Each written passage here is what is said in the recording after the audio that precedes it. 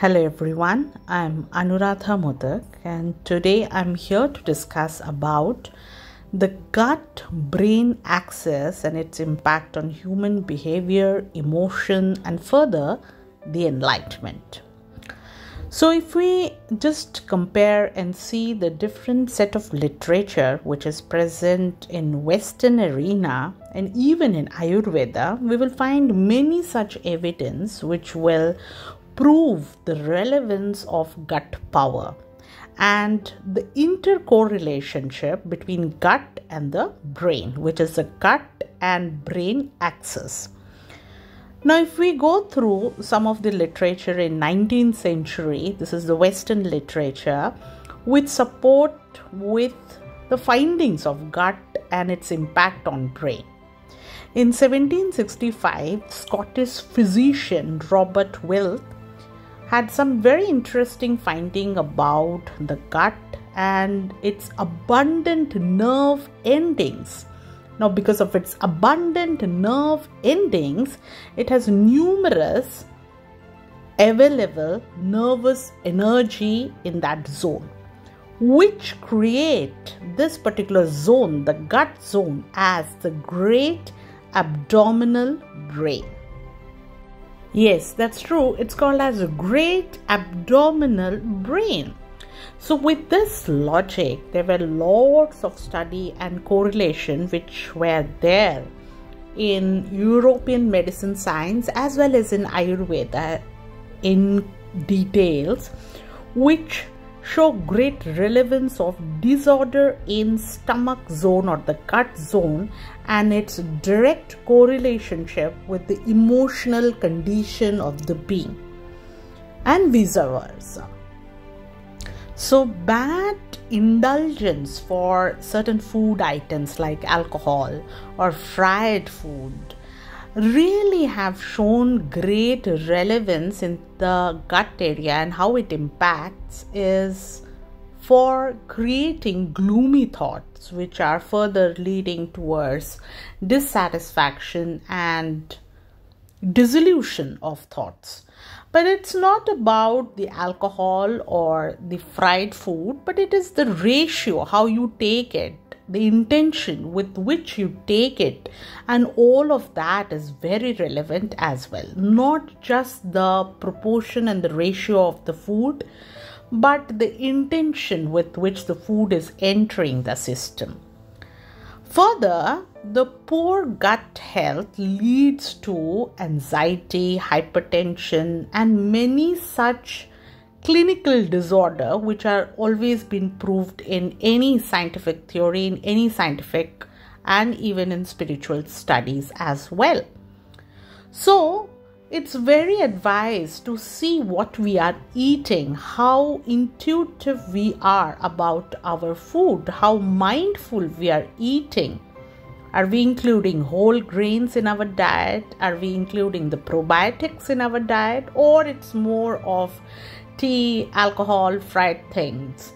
Nothing is bad and nothing is too good. It's actually the proportion and ratio and understanding your own system. What works best for you? Now, if we go through the Ayurvedic texts and the Vedic details related to it, we find the gut area is called as the Manipura chakra, the third chakra. Manipura, which is relevant to the city of jewels. It is not just one jewel, but the city of jewels, which signifies to all the different organs in that zone. So any of those organs, which include the stomach, the intestines, the pancreas, livers, and all the entire gamut of the organs in that area, if they are not functioning properly, if there is any disbalance, if the microbes, even the set of microbes there are not in right ratio, all of that creates great set of imbalance in the system.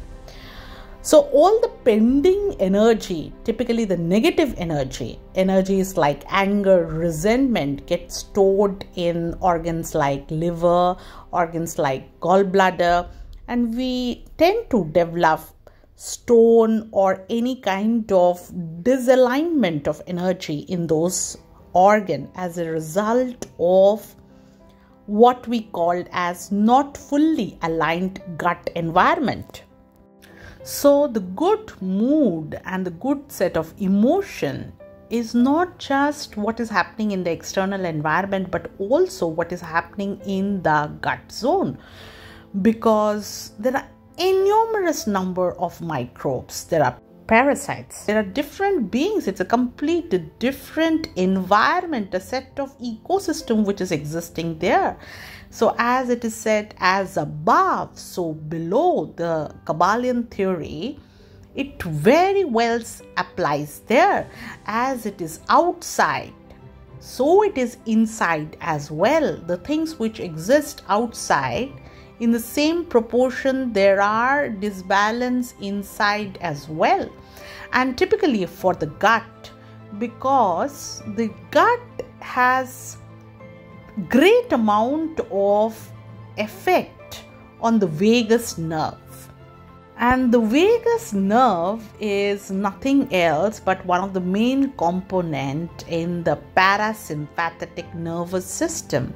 Now, parasympathetic nervous system is that nervous system which is completely involuntary by nature, which is taking care of the entire system when we are not fully conscious about the rest of the things, how it's happening inside. In fact, the entire journey of kundalini rising in the system, starting from the root chakra to the top, is controlled and managed by very effective parasympathetic nervous system. So anyone who is in the journey of kundalini is typically said to develop firstly strong nerves to carry those set of energy across the system, to carry that differences in mind or the enlightened mind in different zone altogether. And that is very crucially being done and managed through the parasympathetic nervous system. Now, as by the rules of Ayurveda, if we see how the food is broken down and absorbed in the body through different components of the food, which is glucose, the carbohydrates, the amino acid, the protein is getting broken up to amino acid. The fatty acids, which are typically the fats, are absorbed in as the most smallest unit as the fatty acid. Further lead to the formation of the prana. Prana, which is the vital force or vital energy for the body. And this is the energy which we gather from the food, or the essence which we gathered from the food. Now this pranic energy then inside the system, inside the body, get transferred into the inner fire. And this inner fire, which is nothing else but Tejas.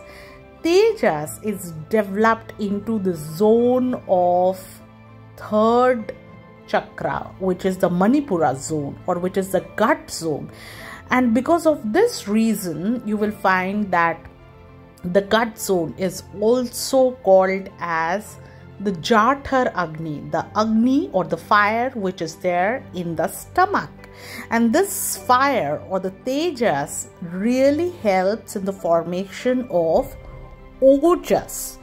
Ojas, which is the ultimate strength in the body, or the ultimate aura. Formation of the aura is dependent on the Ojas of the body.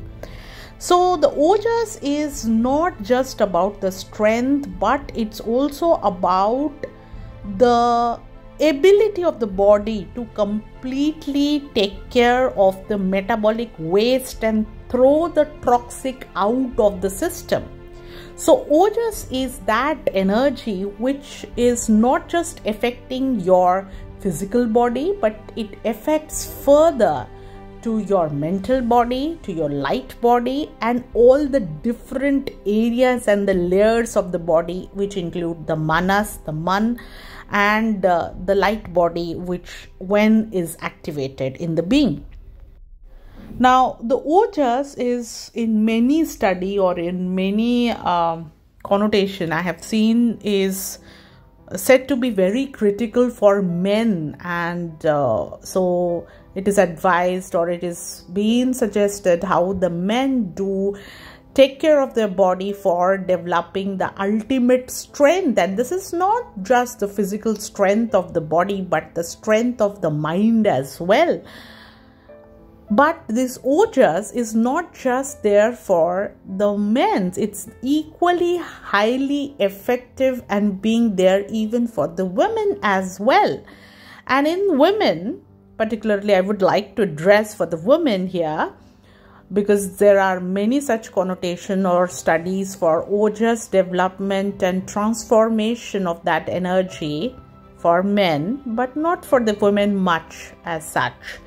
So this energy of ojas is not just about the physical strength, but further, it's also about the clarity of the mind. It's also about the conviction and ability to reach to that enlightenment. That is the power of the ojas. With the physical form of the body, of course, the body is fully transformed and being utilized in its highest potential. But the other zones of the body, which include the manomaya kosha, the pranamaya koshas, and the other layers of the body, is equally affected by the glory, by the beautification of the ojas as well for the men as well as for the women as well, in all different layers. Typically, ojas is said to be the energy which is converted through the sexual energy transformation, but not necessarily that. Of course, that's one of the core area, that's one of the core beingness of the energy or the most highest form of energy. But further, ojas really helps us to see things as they are, not to see things in the surrounding as we would like to see. When we see things as we would like to see, that's fully driven by perception. And when we remove the veil, we don't just bother to see things as we would like to see, but further as things as they are. And we develop a much more higher and clear vision.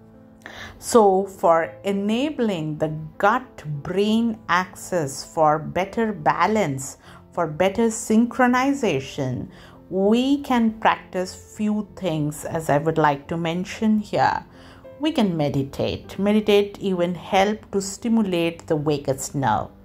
We can practice to laugh more rather than focusing on when we cannot laugh. Laughing as well help to stimulate better hormones in the body and further the vagus nerve. Then being in the nature is really an added advantage, not just to mood, but the entire ecosystem inside the body. And further, the exposure to sun, the amount of sun which you get to your body is very critical for not just the hormones and the rest of the development in the body, but also for your mood. And further, the microbes in your gut, because you really don't know how these microbes in your gut are really helping you in your path of ascension and enlightenment. Thank you so much for listening. Have a wonderful life. Take care.